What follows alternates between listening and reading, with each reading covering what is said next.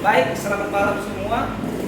Kami dari kelompok 2 akan mempresentasikan tentang integrasi QFD dan Lean Six Sigma. Baik, langsung aja kita pada materinya. Yang menjadi penyaji pertama yaitu saya sendiri. Baik, apa itu QFD? Nah, QFD ini adalah metodologi struktur untuk menerjemahkan kebutuhan pelanggan, voice of customer, menjadi spesifikasi teknis produk atau layanan.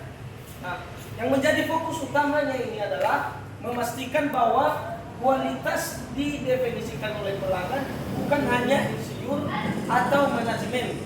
Nah, yang menjadi tujuannya yaitu menciptakan yang bebas cacat, tetapi juga memberikan nilai yang diinginkan pasar. Baik, selanjutnya akan dilanjutkan oleh teman kami, Yana Sarah. Baik teman-teman, saya akan melanjutkan materi saya yaitu proses penerimaan nilai. Ada 3 proses penerimaan nilai yaitu 1. Mendengar, 2. Menganalisis, 3. Menerjemahkan. Saya akan membahas satu persatu. 1. Mendengar, yaitu menangkap suara pelanggan atau voice melalui survei, wawancara, dan data pasar untuk memahami apa yang benar dibutuhkan. 2. Menganalisis. Nah, ini adalah menggunakan matris untuk memprioritaskan kebutuhan tersebut berdasarkan kepentingan pelanggan dan posisi kompetitif. 3. Yaitu menerjemahkan, yaitu mengubah kebutuhan prioritas menjadi parameter teknis atau detail of quality yang terukur dan dapat dikontrol. Nah, sekarang saya akan membahas tentang house of quality, yang dimana yaitu matriks ini adalah jantung dari QFD. Bentuknya menyerupai rumah, menunjukkan apa atau kebutuhan pelanggan dengan bagaimana atau respon teknis. Nah, di sini ada atap rumah menunjukkan korelasi antar parameter teknis, membantu mengidentifikasi trade-off desain sejak dini. Selanjutnya saya akan membahas tentang sekilas Lean Six Sigma, yaitu ada 2, Lean efisiensi dengan Six Sigma kualitas. Nah, yang membedakannya di sini yaitu Lean efisiensi ini berfokus pada kecepatan dan pemborosan atau maksudnya tujuannya adalah aliran proses yang dilancar dan dinilai maksimum dengan sumber daya minimum. Nah, yang kedua yaitu Six Sigma kualitas, yaitu berfokus pada konsistensi dan pengurangan variasi. Tujuannya adalah proses yang stabil dengan tingkat cacat mendengar mendekati 0 atau 3, dpm. Selanjutnya dibahas teman kami, Valeri. Selanjutnya kita akan masuk pada titik temu integrasi QF dalam Lean Six Sigma. Yang pertama itu kita masuk pada sinergi metodologi. Di mana yang pertama itu masalah umum LSS. Proyek sering berhasil secara teknis atau variasi turun, tetapi gagal meningkatkan kepuasan pelanggan karena salah fokus. Yang artinya di sini yaitu Lean Six Sigma sering berhasil secara teknis, misalnya variasi proses menurun, cacat berkurang, waktu proses lebih cepat, namun sering gagal dalam meningkatkan kepuasan pelanggan. Selanjutnya yaitu solusi QFD. QFD bertindak sebagai kompas. Ia memastikan alat-alat berat Lean Six Sigma diarahkan pada masalah yang paling dipedulikan pelanggan. Yang artinya di mana di sini QFD berperan sebagai kompas penunjuk arah dalam Lean Six Sigma. Yang artinya dengan QFD, Lean lebih fokus pada menghilangkan pemborosan yang tidak bernilai bagi pelanggan, dan Six Sigma mengurangi variasi pada aspek yang benar-benar penting.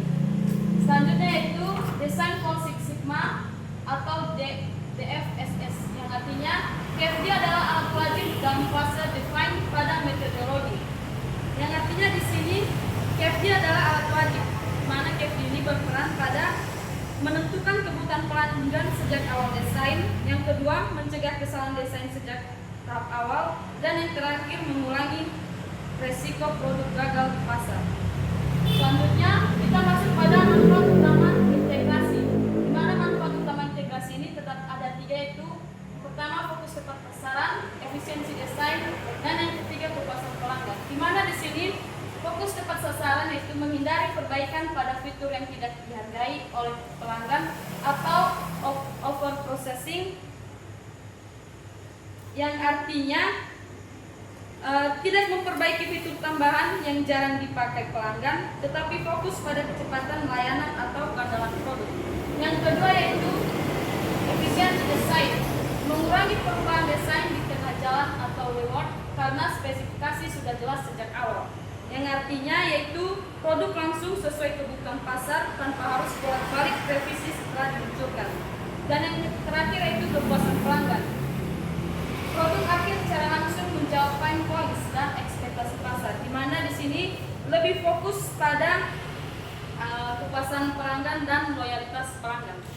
Demikian akan dilanjutkan oleh teman-teman Kemal.